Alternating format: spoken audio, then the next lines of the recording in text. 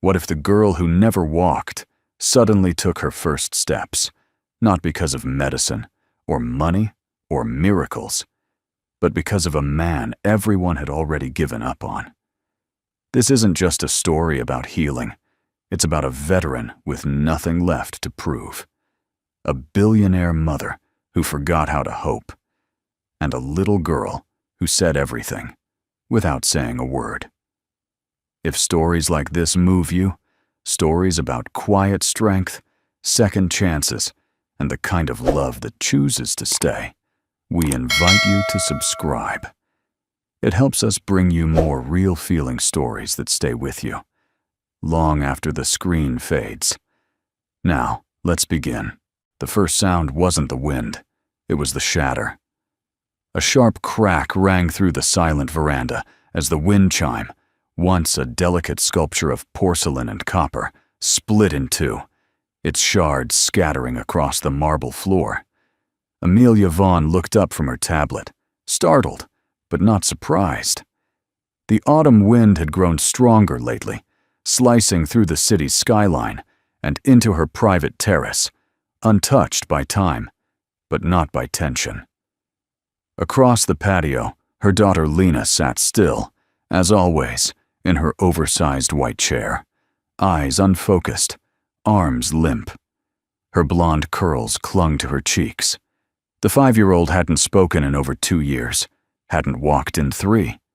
Not since the crash, not since her world fell silent. But the wind didn't stop, and neither did the man.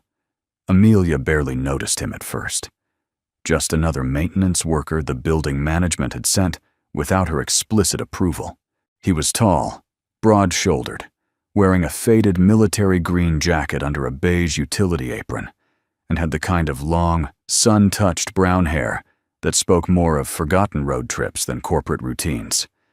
His name tag, if there was one, was hidden behind a smudge of paint on his chest.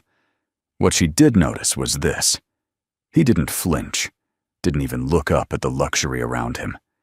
He knelt silently, knees pressing into the cold stone, and with hands that bore years of labor and something heavier, something invisible, he began to gather the broken pieces of the wind chime.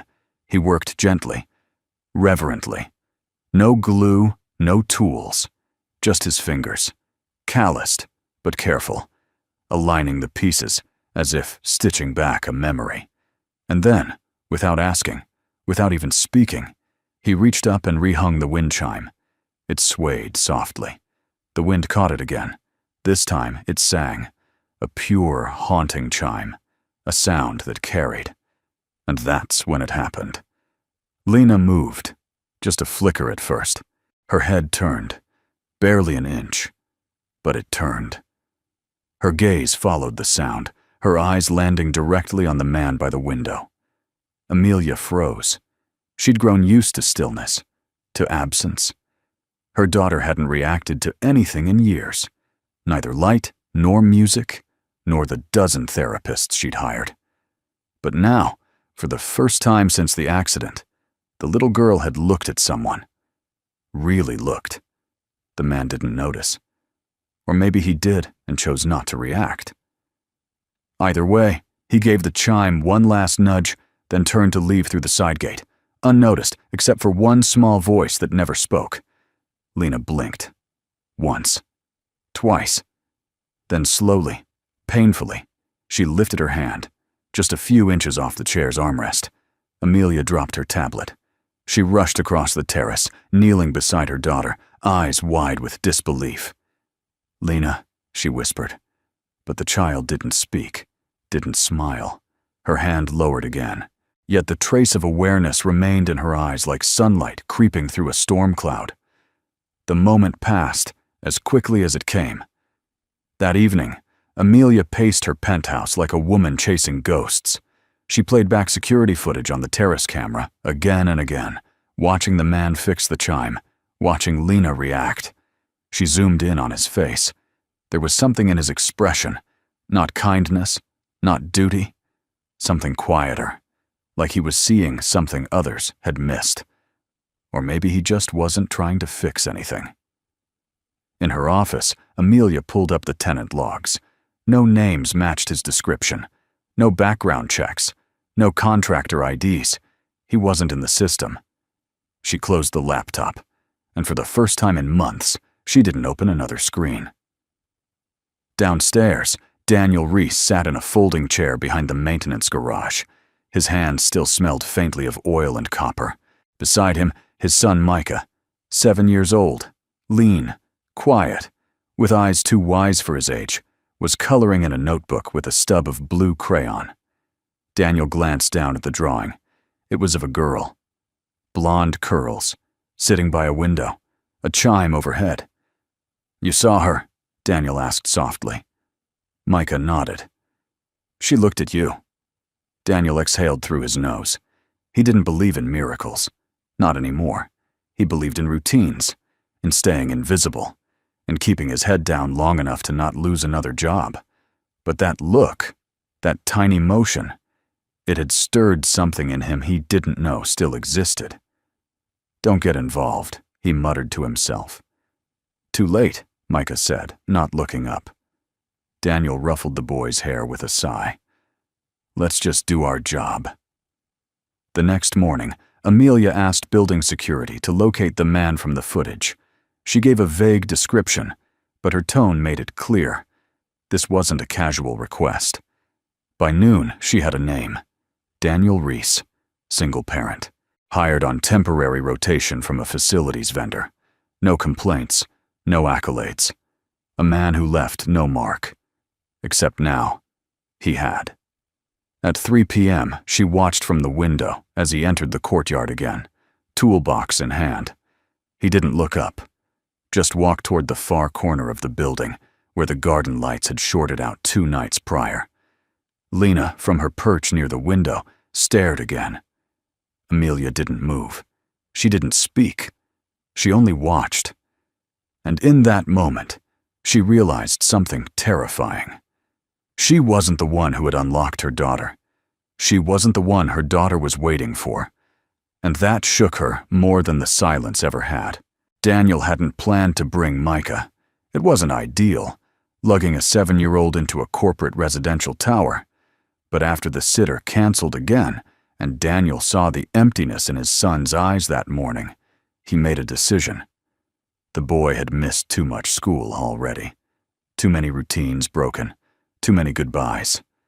Besides, he was just swapping out lighting fixtures near the garden terrace. An easy job, in and out. No one would notice, except someone did. From the second-story window, Lena Vaughn sat still in her chair, the same chair Daniel had seen her in 2 days ago when the wind chime shattered and everything changed. She didn't blink as Micah wandered into the courtyard, dragging a string behind him with a small toy airplane clipped to the end.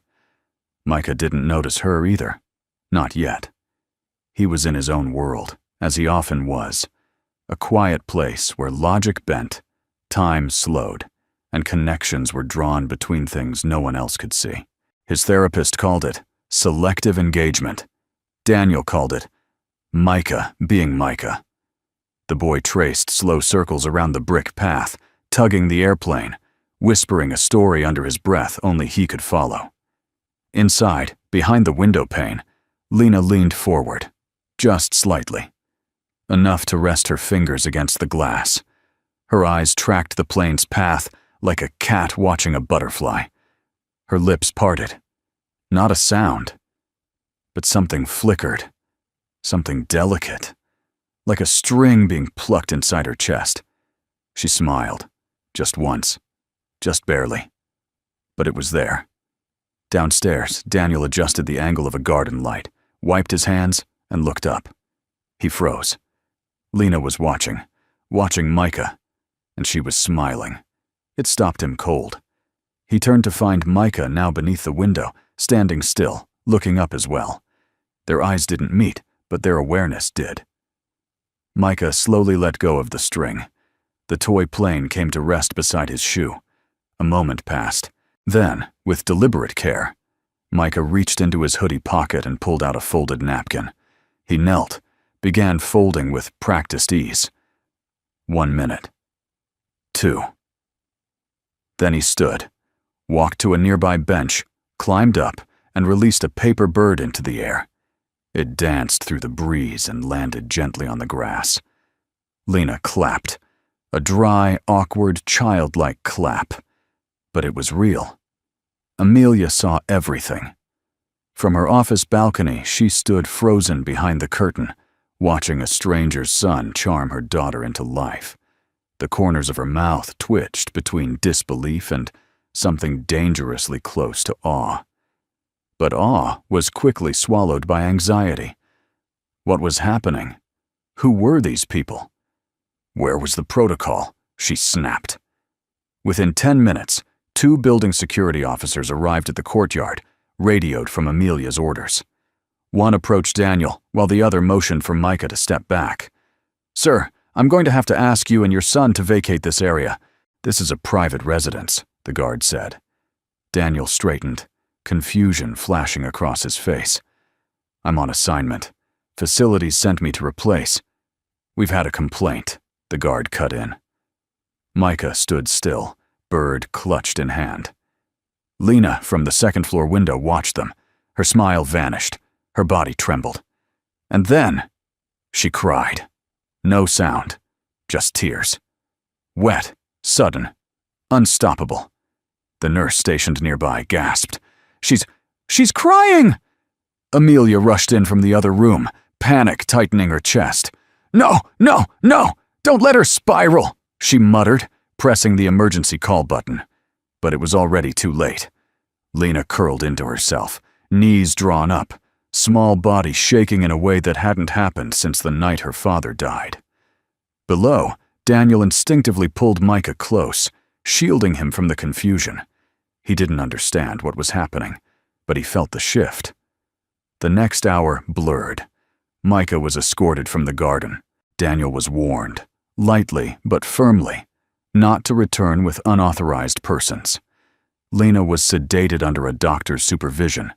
Amelia barked orders into her phone, demanding tighter access controls, full identity verification of all temporary staff, and a full report by morning. Later that evening, as silence returned to the estate, a nurse hesitantly approached Amelia in the hallway. "Ma'am," she said gently, "I know this isn't my place, but maybe you shouldn't stop the boy from visiting." Amelia turned, tight-lipped. The nurse swallowed. "I've worked here a year. Lena hasn't smiled, hasn't cried, hasn't looked at anyone. Until now." Another aide chimed in. "It wasn't the man. It was the boy. He spoke her language." Amelia felt the comments like thorns. She didn't respond. Instead, she walked to her study and shut the door behind her. She replayed the footage, over and over. That smile, that little clap, the bird, the crying. She'd built walls, systems, staff, procedures to protect her daughter. But maybe what Lena needed wasn't protection. Maybe it was presence. Still, she couldn't ignore the risk. What if the boy was a trigger, not a remedy? What if Daniel had manipulated his way into the assignment? What if she was losing control? Control had been her armor for so long. Taking it off now felt like standing naked in a battlefield. So she made a decision. Temporary access, under supervision. Observation only. No contact. But even as she wrote the memo, she felt it. The thread tugging at something deeper. Because somewhere inside, she couldn't stop seeing it. That smile. That paper bird. And the girl in the window, who might still be reachable. The conference room was colder than usual. Amelia Vaughn sat at the head of the long glass table, fingers steepled, jaw locked. Across from her sat Daniel Reese, his green maintenance jacket folded neatly on his lap. Next to him, Micah swung his legs under the chair, his small fingers tracing invisible lines across the table's reflective surface. The silence dragged until Amelia finally spoke. "This is not an arrangement I take lightly." Daniel didn't respond immediately. He didn't need to. His eyes flicked to Micah, then back to her. she continued, voice sharp. "I'm authorizing a temporary exception. You and your son will be allowed access to the courtyard during non-peak hours. No unsupervised interaction with Lena. You'll stay within visual contact of staff at all times. One infraction, and this ends." Daniel nodded once. Slow. "Fine." Micah didn't look up. Amelia turned to him, softening her tone. "You understand this isn't a game, right?" The boy glanced at her, then whispered, "She's not broken." Amelia flinched like she'd been slapped. Daniel reached for his son's hand under the table. He squeezed it gently. "That's enough." The meeting ended without further comment. The next morning, Daniel and Micah returned to the garden. Micah wore a faded navy hoodie and carried a small tin box filled with paper squares. He sat near the base of a tree, folding silently. His fingers moved with quiet precision. Lena watched from her chair behind the window, unmoving but alert. Daniel kept his distance, tools in hand, replacing bulbs along the path. But his eyes never strayed far from the children. An hour passed. Then something shifted. Lena blinked, then again, and slowly, cautiously, she moved. It was subtle, a twitch of her right foot, then her left. Barely perceptible, but unmistakably voluntary. The nurse gasped. "Amelia, she's moving!" Amelia arrived just in time to see her daughter's toes curl against the footrest. Down in the garden, Micah released a new paper crane. It fluttered upward, kissed by a breeze. Lena's foot lifted off the chair, only by an inch, but it was enough to make everyone freeze. Micah smiled, just barely, and looked straight at her. Daniel, still kneeling by the light fixture, slowly rose. His left sleeve rolled back slightly as he stood, revealing a jagged, half-healed scar running along the underside of his forearm. One of the nurses noticed. She didn't ask. She just stared. Daniel caught the glance and tugged his sleeve down. His movements were automatic. Reflex, not shame. Micah noticed too. Later, as they walked back through the service hallway, the boy looked up at his father. "Was it from the war?" Daniel didn't answer at first. Then, quietly, "Some things don't heal the way they should." Micah said nothing. He just held his father's hand a little tighter. Over the next few days, the pattern continued. Micah folded birds. Lena watched. She began lifting her feet more, turning her head, even laughing. Once, a sound like wind brushing over strings. It startled Amelia so deeply she dropped her phone. The therapists were baffled. The medical team ran tests, scans, neural response checks.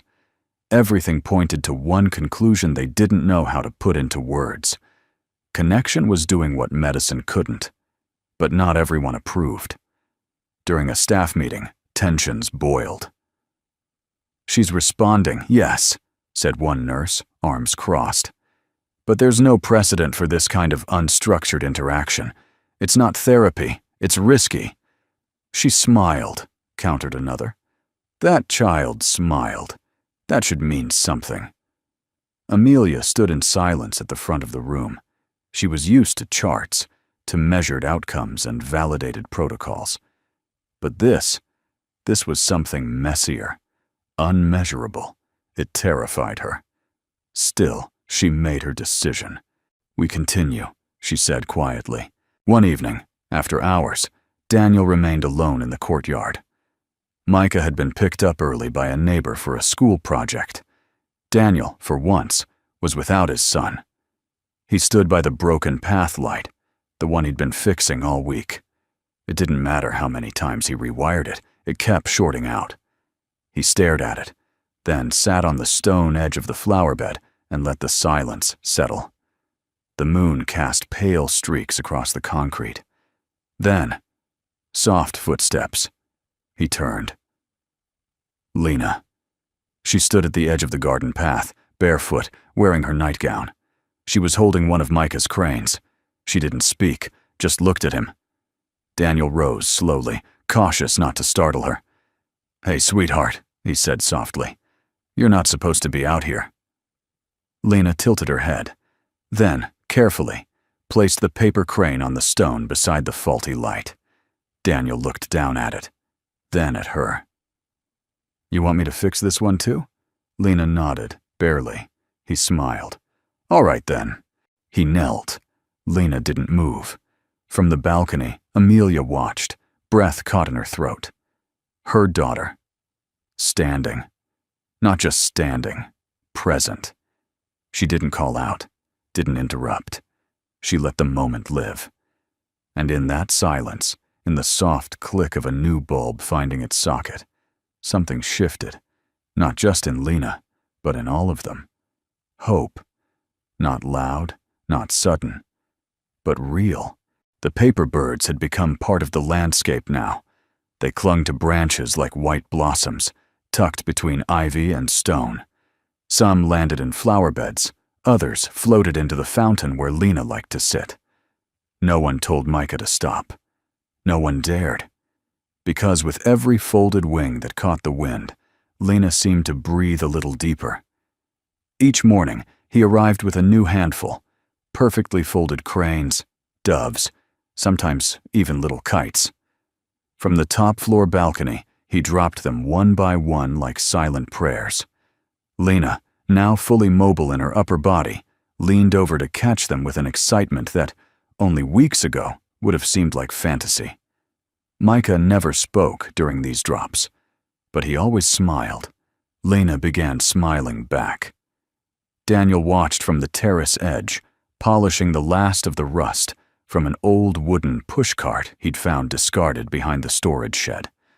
It was a primitive thing. 2 wheels squeaked. The handle was cracked, but he saw what it could be. He oiled the axles, reinforced the base, and rewrapped the handle in soft cloth. He didn't ask permission. He just showed up the next day with it under one arm and a screwdriver in the other. Amelia watched from her office window. She told herself it was oversight. No one had cleared this kind of activity through her. But her hand hovered over the intercom and never pressed the button. Instead, she watched. Lena's eyes lit up when she saw the cart. Her hands reached for it instinctively. Micah steadied it from behind as Daniel helped her stand and take her place inside. Her legs still trembled, still buckled under weight, but the movement, the will, was unmistakable. And then they were off. Micah pushed gently at first, guiding her along the stone path with the paper birds fluttering beside them. Daniel trailed behind, arms crossed, not quite smiling, but not far from it either. Lena's laughter filled the garden. It wasn't graceful, it wasn't polished, but it was hers. Amelia stepped back from the window.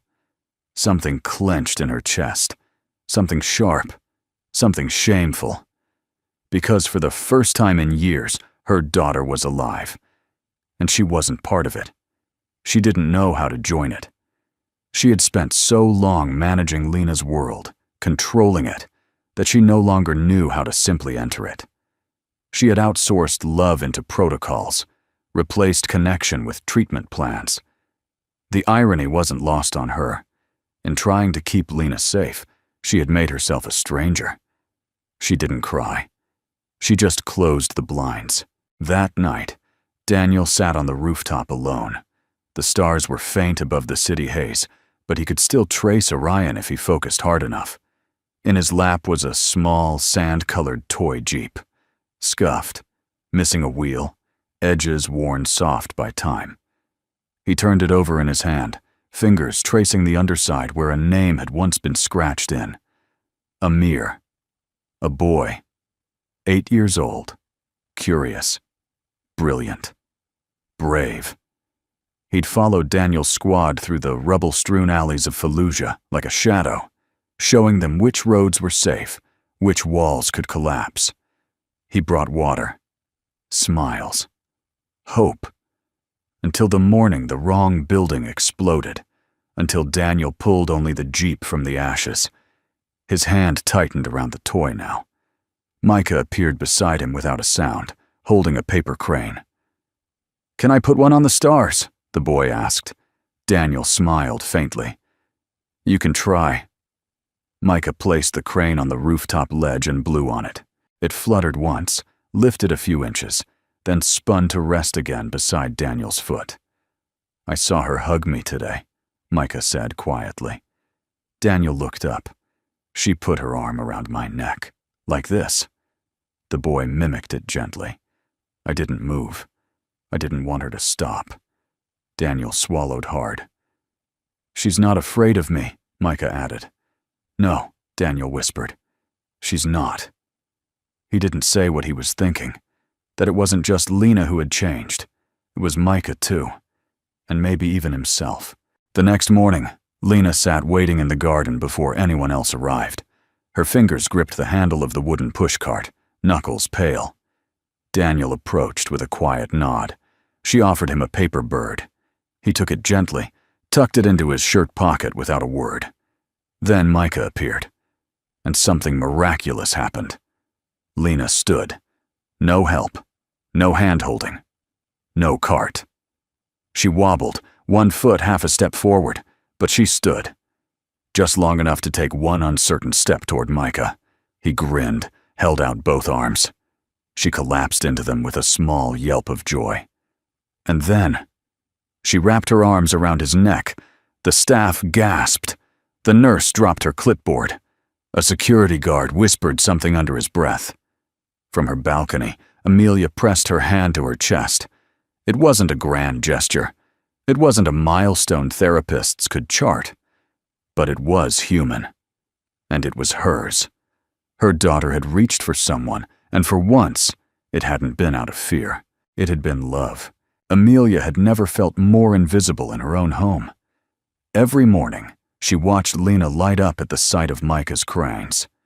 Every afternoon, she observed her daughter reaching, physically and emotionally, toward the boy and the man who arrived without permission, credentials, or understanding of how fragile Lena truly was.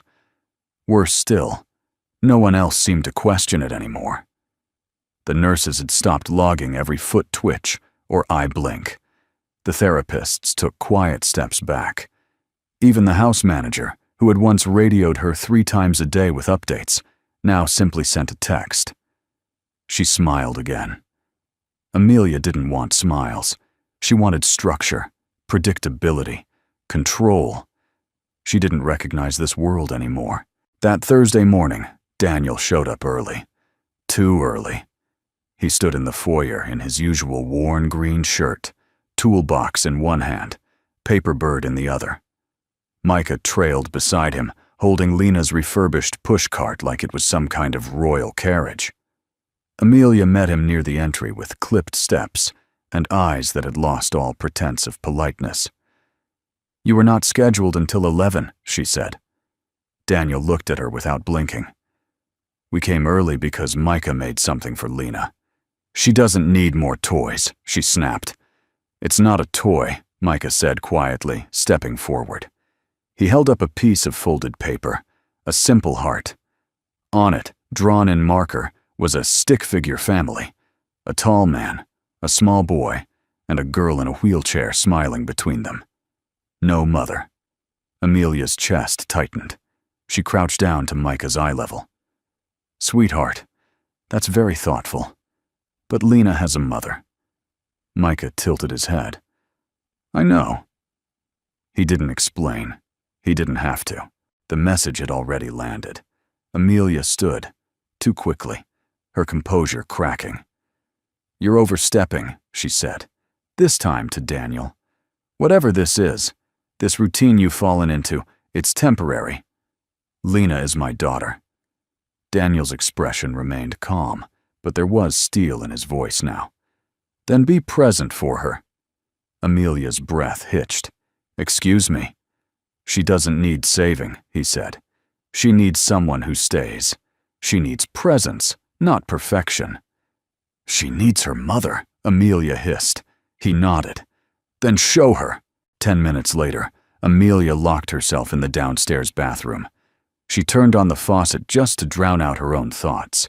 then stared into the mirror above the marble sink. Her eyes were ringed with exhaustion. She no longer tried to cover with concealer. Her reflection felt like a stranger in designer clothes. She touched the glass, then whispered, "Am I still her mother?" The question didn't echo. It just hung there, silent and awful. That afternoon, the clouds gathered low. Daniel sat with Micah near the maintenance shed. Lena was napping. The garden was still. Micah leaned against his father's side. "Did you ever have to hurt anyone?" Daniel didn't flinch.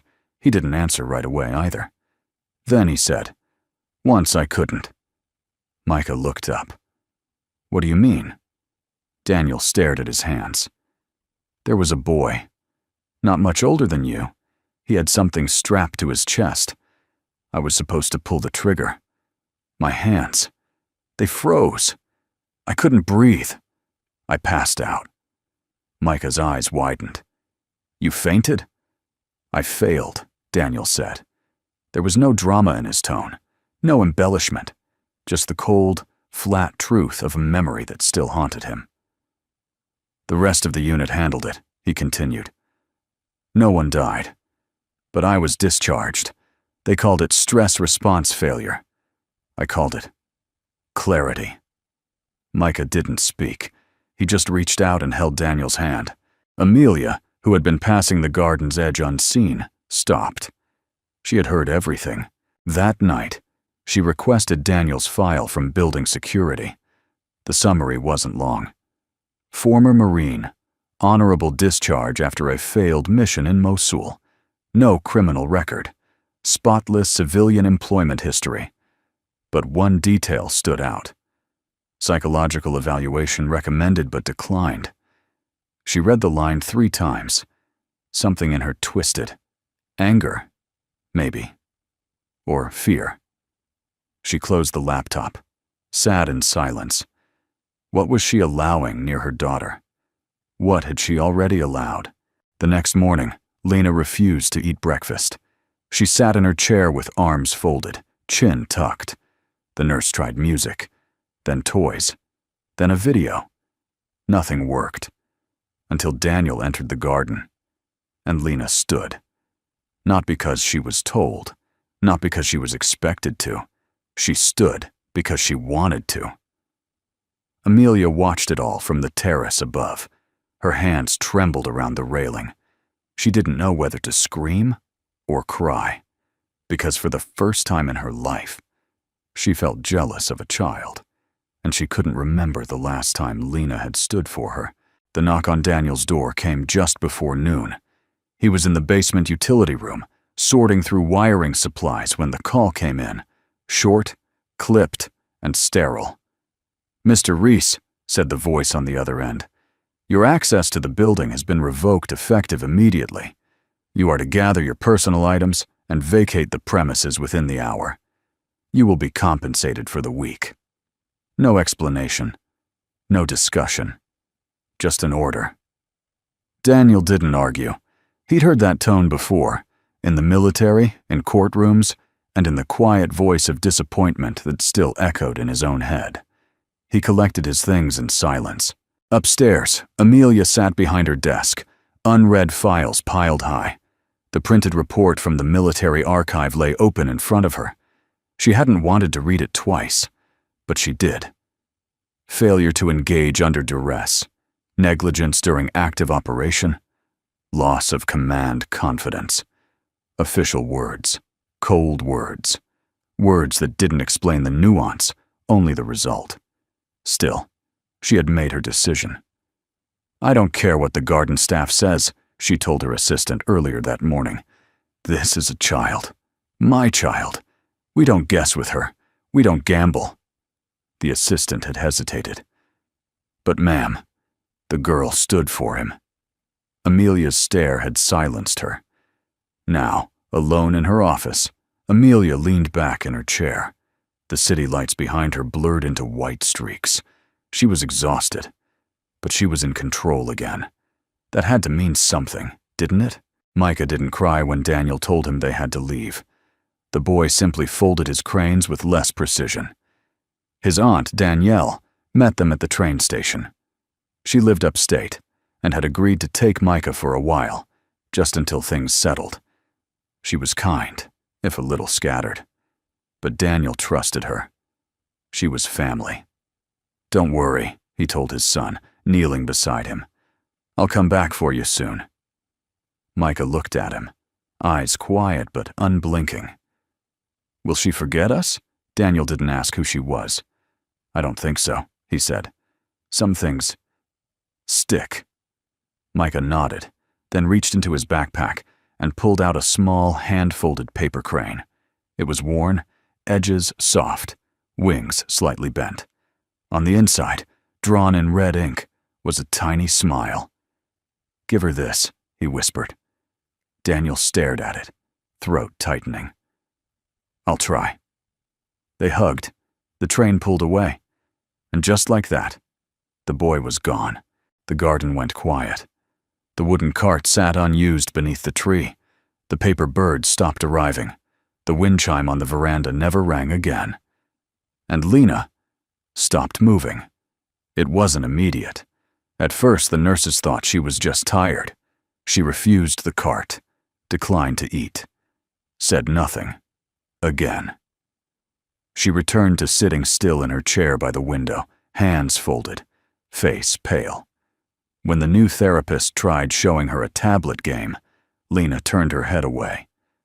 When Amelia walked in with a stuffed giraffe, Lena didn't flinch. And when one of the nurses accidentally played a voicemail from Micah, just a simple recording of laughter and wings flapping in the breeze, Lena pressed her palms to her ears and screamed. Not a tantrum, not defiance. It was grief, pure, quiet grief. Amelia stood by the window that evening, arms crossed over her chest. Below, the garden was empty. The birds, real and paper, had vanished. Even the wind seemed to avoid the courtyard now. It had all changed so fast. She had thought removing the man would return things to order. But what she got instead was silence. Worse than before. The building, once pulsing with Lena's small victories, her first clap, her first push of the cart, now echoed like a mausoleum. Every footstep felt like an intrusion. Every attempt to spark joy failed before it began. Amelia had won back her control, but she had lost her daughter again. That night, she stood in Lena's room after the child had finally fallen asleep. The mobile above the crib, a leftover from before the accident, spun slowly. The wind chime by the window stayed still. Amelia stared at it. Then, impulsively, she reached up and flicked it with her fingers. It made a dull, hollow clink. Not a chime. Not a song. Just metal. She sat on the floor beside Lena's bed and pulled her knees to her chest. And for the first time in years, she let herself weep. Not silent, dignified tears, but real ones. Elsewhere, Daniel sat alone in a tiny motel off Route 7, listening to the hum of the refrigerator and the ticking of a clock that didn't quite keep time. The paper crane from Micah sat on the table in front of him. He hadn't gone back to deliver it. He hadn't been allowed. He reached for it now, turning it over in his hand. And for a moment, just a fleeting one, he wondered if he'd made the wrong decision in walking away. The email came without a subject line. It slipped through Amelia's inbox between investment reports and security briefings. So nondescript, she almost deleted it. But something in her gut paused her. The sender's name blinked. Danielle Reese. She remembered the name vaguely from the HR file. Daniel's sister, the woman who took Micah in. Amelia opened the message. There was nothing in the body, only an attached audio file titled, "For Ms. Amelia from Micah." She hesitated, then clicked play. The first few seconds were filled with ambient sounds, the hum of an old fan, distant bird song, the shuffling of fingers adjusting a recorder. Then came the voice. "Hi, this is Micah." His voice was soft, deliberate, the words chosen like he knew they mattered. "I don't know if you'll listen, but my aunt said I could try. I miss your house. I miss the birds in the garden. I miss Lena." I think she sat again. A pause, a long one. Then, "I know you sent my dad away, and maybe that's okay. I don't know what he told you. But if you're wondering, no, he's not a hero. He tells me that all the time." Another pause. This one felt heavier. "But he's the only person in my life who never left. Not when I messed up. Not when I cried. Not when I got quiet for a whole month after the foster house. He just sat beside me and waited. Sometimes that's all someone needs." The recording rustled slightly. "My dad doesn't fix people. He just stays. Maybe that's enough. Maybe Lena doesn't need someone perfect. Maybe she just needs someone who won't leave." Click. The message ended. No dramatic music. No sign-off. Just a child's voice carrying more truth than any expert report ever had. Amelia stared at the screen, breath shallow. She replayed the message. Then again. And again. She didn't notice when tears began slipping down her cheek. She hadn't cried in front of anyone in years. But here, alone in her home office, with the city pulsing outside and her world slowly cracking from the inside, she let it come. A boy's voice had undone her in under 2 minutes. She pulled up Daniel's file again, but this time she read between the lines. She called in a favor from an old friend in Defense Intelligence, and within hours, a restricted report landed in her encrypted inbox. Operation Horizon Fall. She scrolled. Near the bottom, highlighted in red, was the truth she hadn't expected. Daniel Reese had disobeyed a direct evacuation order during an ambush. He and 3 other Marines had gone off-path to search a collapsed building where they believed children were hiding. They found one, just one, alive. But they lost 2 men in the extraction. Daniel had carried the child on his back through enemy fire. He had never once defended his decision in the debrief. No excuses, no emotion, just a single statement. "I couldn't leave him behind." Amelia stared at the screen, hand trembling. She thought of Lena, of the silence, of the way Daniel had never pushed, never preached, never demanded. He had simply stayed. She stood abruptly, heart pounding. Something in her told her to go to Lena. Now. Lena's room was dim, the curtains half closed.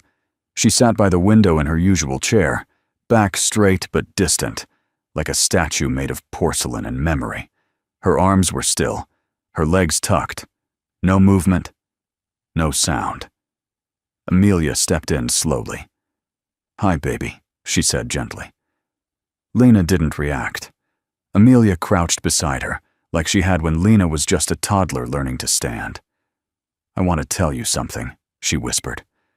"About the man who fixed the wind chime." No answer. Amelia took Lena's hand into hers. It was warm but limp. "His name is Daniel," she continued. "And the boy who folded all those birds. That's Micah. They didn't come to fix you. They didn't try to make you do anything. They just showed up." She paused, swallowed hard. "I didn't know how to do that. I was too scared to try. I was so busy protecting you, I forgot how to just be with you." Her voice cracked. "I'm sorry, sweetheart." For a long moment, nothing moved. Then, just barely, Lena's fingers twitched in Amelia's palm. A soft breath escaped her lips, and in a voice so faint Amelia almost missed it, Lena whispered 2 words. "Daniel.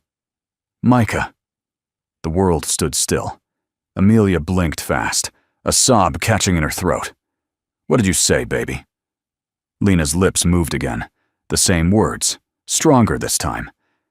"Daniel. Micah." She looked at her mother, really looked, and Amelia collapsed into her daughter's arms. Not as a CEO, not as a caretaker, but as a mother. For the first time in too long. That night, Amelia didn't call her bored. didn't draft legal memos or rehearse statements. She opened her phone, scrolled to the last contact entry with Daniel's number, and hit call. It rang once, twice. Then, "Hello?" His voice was cautious. "It's Amelia," she said. Silence, then a breath. "I figured. I was wrong," she said simply. "And Lena said your name." Daniel didn't speak. She said Micah's too. More silence. Then, his voice, barely audible. "Is she okay?" "She's asking for the boy who folded paper birds." A beat. "I'll bring him," Daniel said. Amelia closed her eyes, a slow breath leaving her chest. For the first time in months, the wind chime outside her window stirred, and this time, it rang. The small house sat on the edge of a dirt road outside Catskill, hemmed in by pines and fog. It was the kind of place built for silence. No sirens, no intercoms. Only wind and the occasional whistle of a passing train. Daniel stood on the porch, sanding a worn piece of cedar for a bench he might never finish. He hadn't turned his phone back on since Amelia's call 2 nights ago. He hadn't known what to say, or whether he wanted to hear more. He hadn't told Micah anything. He couldn't. Micah was in the backyard now, skipping rocks across the pond behind the house, too quiet for a boy his age. Daniel knew that quiet, knew what it cost. When the car pulled into the gravel driveway, Daniel didn't move. He just kept sanding. Amelia stepped out, her black coat too fine for the dust in the air, her heels sinking slightly into the earth. "I thought you'd ignore me," she said. Daniel didn't look up. "You called. I didn't hang up. That's progress?" "It's something." Amelia approached slowly, folding her arms against the breeze.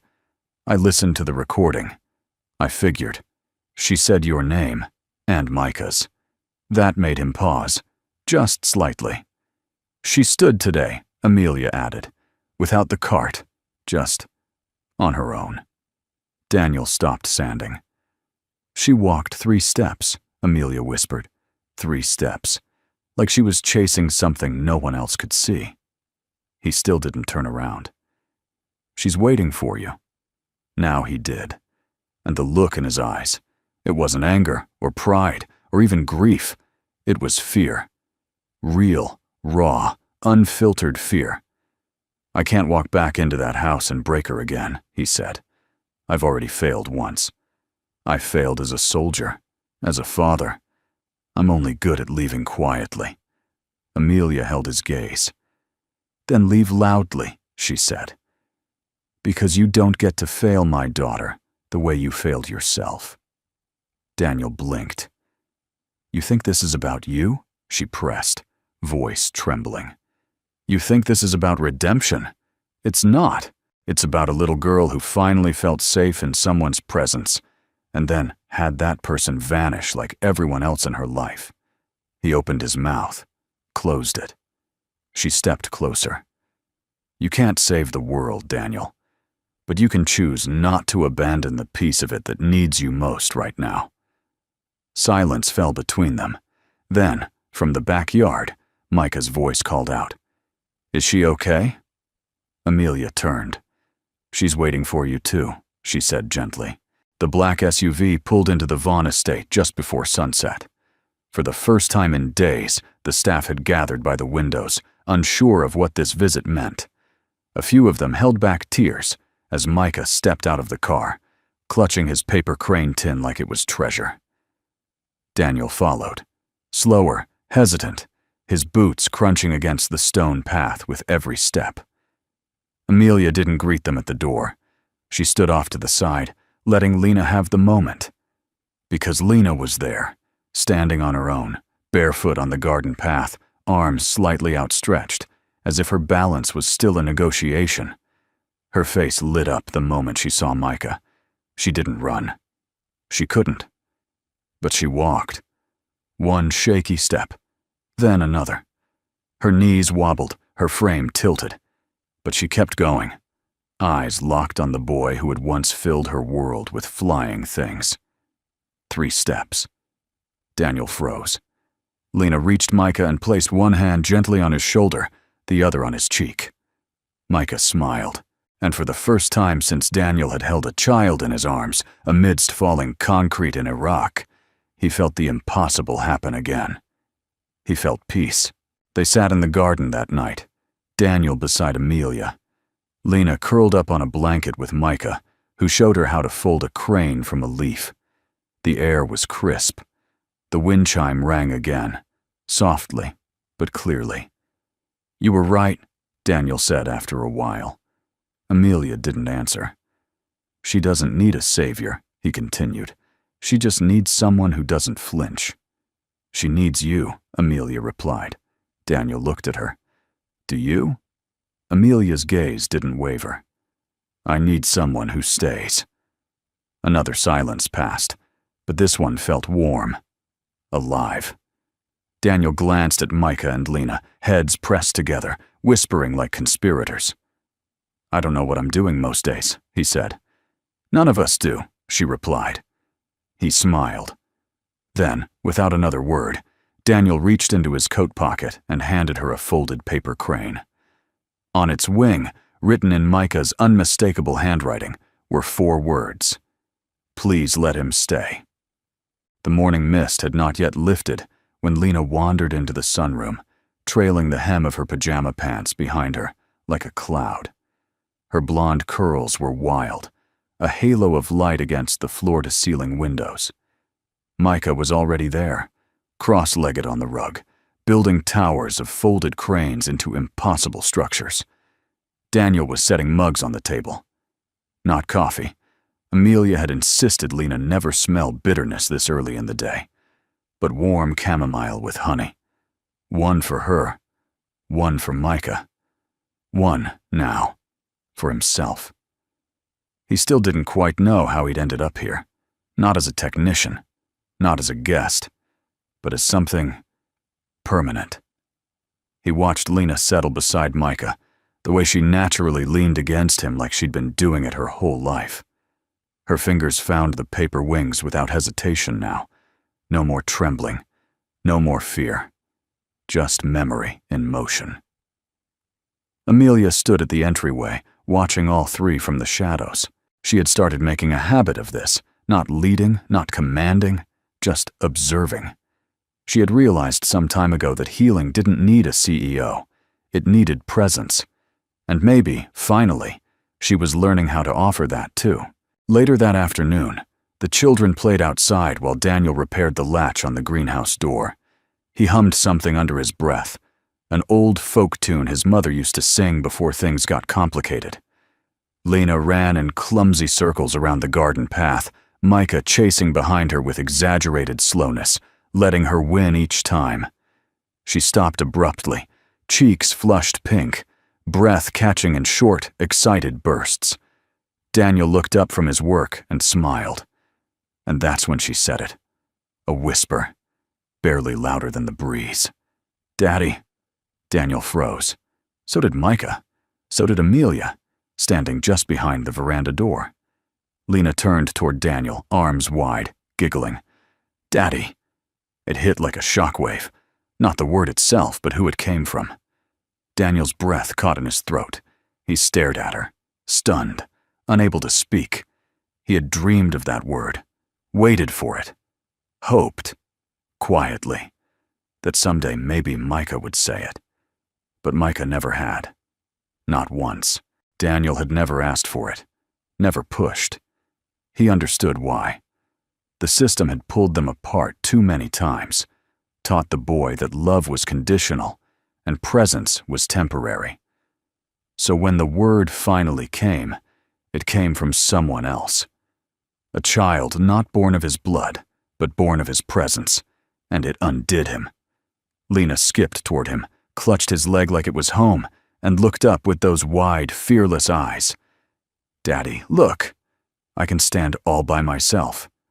Daniel knelt slowly, his voice uneven. "You can. You really can." She beamed. Behind her, Amelia stepped out into the light. Her heart was breaking and healing all at once. It would have been easy to feel replaced, to feel erased. But she didn't. Because what she saw in Daniel's eyes wasn't pride. It was shock. And something deeper. Something like gratitude. Amelia sat beside him on the stone bench while Lena darted off toward the cart. Daniel didn't speak for a long time. Finally, he exhaled. "I thought it would come from Micah," he said softly. That word. Amelia's voice was gentle. "Maybe it still will." He shook his head, a quiet smile tugging at the edge of his lips. "Maybe. Or maybe this is the universe's way of saying family isn't just about biology." She looked at him. It never was. Daniel picked at the frayed edge of his sleeve. "I always thought I wasn't built for this, for staying, for being someone's home." But then she said it, and it didn't feel stolen. It felt right. "She wasn't giving you a title," Amelia said. "She was giving you a truth." That evening, Daniel found Micah on the upstairs balcony, staring out at the city lights. The boy had been unusually quiet since Lena's moment in the garden. Daniel sat beside him, not saying anything for a while. Then, softly, "You heard her, didn't you?" Micah nodded. Daniel waited. Then, "Did that bother you?" Micah shook his head slowly. "No," he said at last. "I liked it." Daniel turned. "You did?" Micah picked at the hem of his shirt. "Because now, she has one." Daniel blinked. Micah looked up at him. "I always knew you were mine," he said. "I just didn't know if you knew." Daniel swallowed hard, blinking away the sudden sting in his eyes. "I knew, buddy. I've always known." Micah smiled, and for the first time, Daniel felt the truth settle inside him, not as weight, but as belonging. He didn't need to be chosen by blood. He'd been chosen by presence, by time, by trust. Later that night, as the house grew quiet and the moonlight pooled across the wooden floor, Daniel stepped into Lena's room. She was already asleep, curled up with one of Micah's paper birds cradled against her chest. He bent down, brushed a strand of hair from her face. She stirred. "Daddy?" A whisper. Half dream. Daniel's hand trembled on her blanket. "I'm here," he said. And he meant it. The wind was warm that evening, carrying the scent of lavender and slow-cooked tomatoes across the terrace. It rustled the hedges gently, caught in the folds of the linen tablecloth, and made the wind chime over the glass doors whisper a quiet, familiar tune. Daniel stood on the edge of the patio, hands in the pockets of his faded jacket, watching Lena and Micah giggle as they set mismatched napkins around the small, round table. It was a modest spread: roast chicken, mashed potatoes, and a salad that Amelia had insisted on tossing herself. No staff, no chefs, no clinical silence. Just 3 people and the first real meal they had ever shared together. He hadn't said yes yet. Not officially. Not to the unspoken invitation that had begun forming since the moment Lena called him Daddy. But he was here, and that meant something. Amelia stepped outside with a pitcher of lemonade, her sleeves rolled to her elbows, her usually styled hair loose for the first time since Daniel had met her. She looked human, grounded. "You're really making us eat outside?" Daniel asked, half a smile forming. Amelia shrugged. "I was told by our youngest party planner that picnics make everything taste better." She nodded toward Lena, who was now trying to wrap a napkin around a fork, like it was a burrito. Daniel watched for a moment longer. Then he turned to Amelia. "I need to be clear about something before this dinner turns into a celebration," he said. Amelia arched a brow. "All right." "I'm not staying here as staff," he said. "I'm not a caretaker. I'm not a hired hand. And I'm definitely not a stand-in." Her jaw tightened slightly. "I never asked you to be." "I'm not looking for a job," he continued. "I'm looking for a place I can keep a promise." She crossed her arms. "To who?" "To her," he nodded toward Lena. "And to my son. And maybe Finally, to myself. There was a long pause, the kind where something unspoken is tested in the space between two people. Then Amelia said quietly, "I don't need a nanny, Daniel." She stepped closer, her voice steady. "I need someone who knows how to listen to her when she's not speaking. Someone who doesn't flinch when she falls or push when she hesitates. Someone who shows up, again and again, without needing a title or a reason." Daniel looked at her. "I need the man who taught her that stillness isn't the same as silence," Amelia added. His breath caught. "I don't need you to be anyone you're not," she said. "I just need you to stay." The wind stirred again, and the wind chime answered.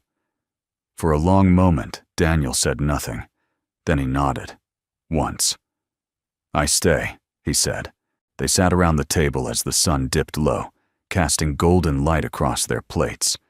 Lena requested ketchup for her mashed potatoes. Micah passed her the bottle like it was a sacred artifact. Amelia laughed when Daniel accidentally knocked over the salt. And Daniel, who hadn't eaten a meal with a family in over a decade, realized his hands had stopped shaking. It wasn't perfect. The potatoes were lumpy. The bread was over-toasted. Lena spilled water on her lap and Micah dropped his fork twice. But no one yelled. No one got up and left. No one disappeared. After the meal, they cleared the dishes together. Amelia dried. Daniel washed. Micah and Lena stacked the plates, whispering about who would get the last piece of pie tomorrow. They didn't talk about therapy. They didn't talk about pasts. They just were. Later, as the stars blinked awake in the sky, Daniel stood by the wind chime and looked out at the garden. Amelia joined him, cradling a mug of tea. "You fixed it again," she said, nodding to the wind chime. "I just tightened the strings." "It only plays when you're here," she said softly. He didn't answer. Just let the chime speak for him. Amelia sipped her tea. "I spent a long time thinking I had to build the perfect world for Lena, that if I kept everything in control, she'd eventually feel safe enough to return to me." "She never left," Daniel said. "She just got tired of waiting." Amelia looked at him, surprised.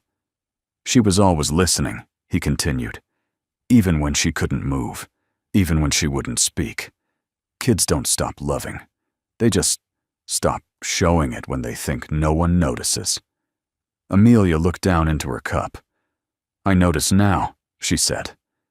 Daniel gave a quiet nod. That's all she ever needed. She glanced up at him again, and this time there was something softer in her gaze. Something not just maternal, not just grateful, but open, tentative. He didn't press. He didn't need to. They both understood something important now. This wasn't a rescue story. It was a choosing story. And they had all chosen to stay. The leaves in Central Park had just begun their slow transformation, fading into hues of amber and rust, as if the trees themselves were exhaling the weight of the past year. A soft wind stirred, playful and warm.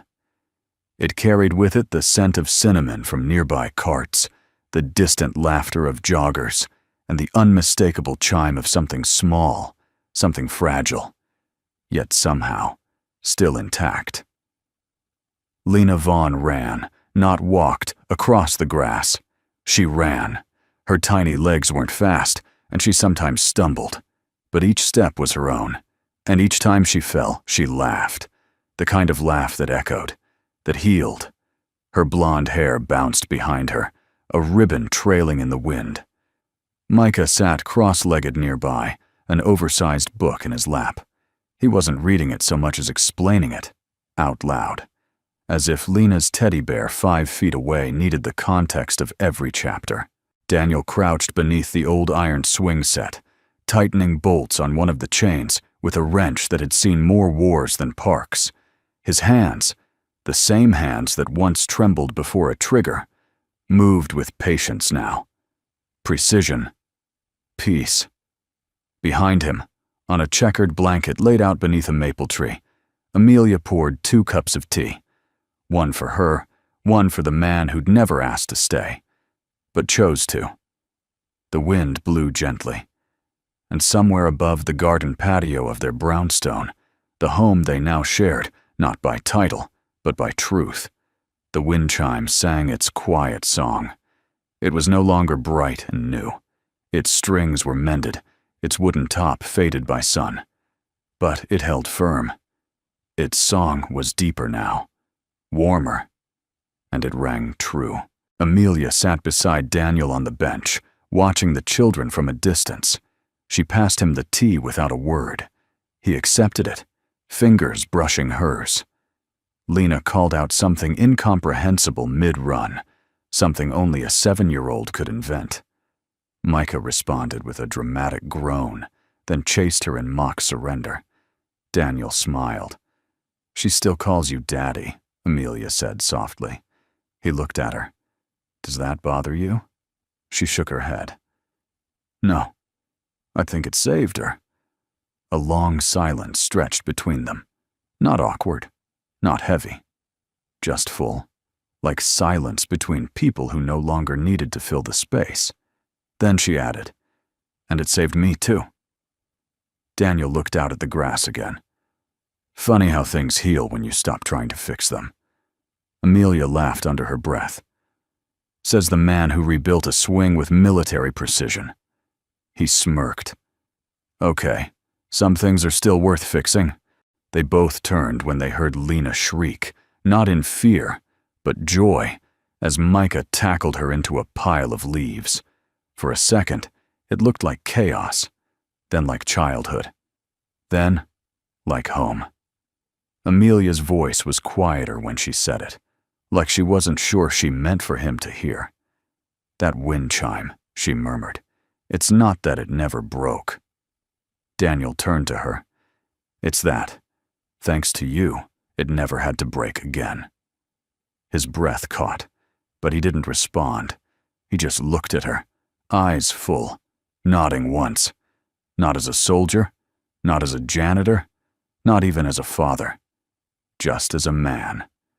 A man who had chosen to stay. That night, as they tucked the children into their beds, Lena in her pink pajamas, Micah with his stack of bedtime books, Daniel stood by the window. The moonlight poured in, catching the edge of the wind chime hanging just outside. It swayed gently, casting a soft, rounded shadow on the wooden floor. Its soft notes danced through the room like a whisper. Amelia stepped beside him, arms folded across her chest. "Do you ever think about leaving again?" she asked. He didn't answer at first. Then, quietly, "Every morning, for about 5 seconds." She turned to look at him, brow furrowed. "That's how long it takes me to remember where I am," he continued. "Who I am now. Not what I've done, but what I've chosen." "And what have you chosen?" she asked, voice barely above a whisper. Daniel looked at her, eyes steady. "To never walk away again." Amelia smiled, a slow one, the kind that said she believed him, not because he promised, but because he hadn't. Because every day since his return, he had simply stayed. Not as a savior, not as a solution, but as presence, as steadiness, as home. The next morning, as the first light crept into the kitchen, Lena padded in barefoot and wordlessly reached for a mug. Daniel lifted her gently onto the counter so she could help stir the oatmeal.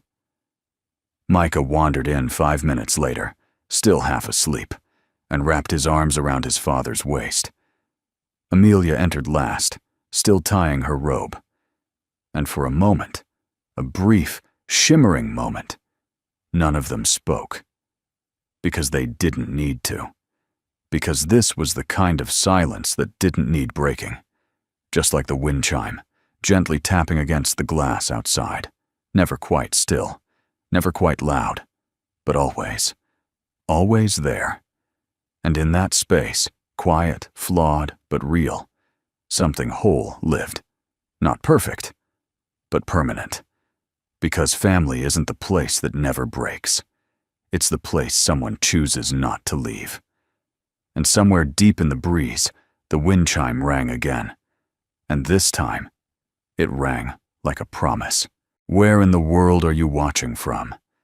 We'd love to know. Share your country or state in the comments below. It means a lot to us to see how far these stories travel and whose hearts they touch. If this story moved you, even just a little, consider subscribing.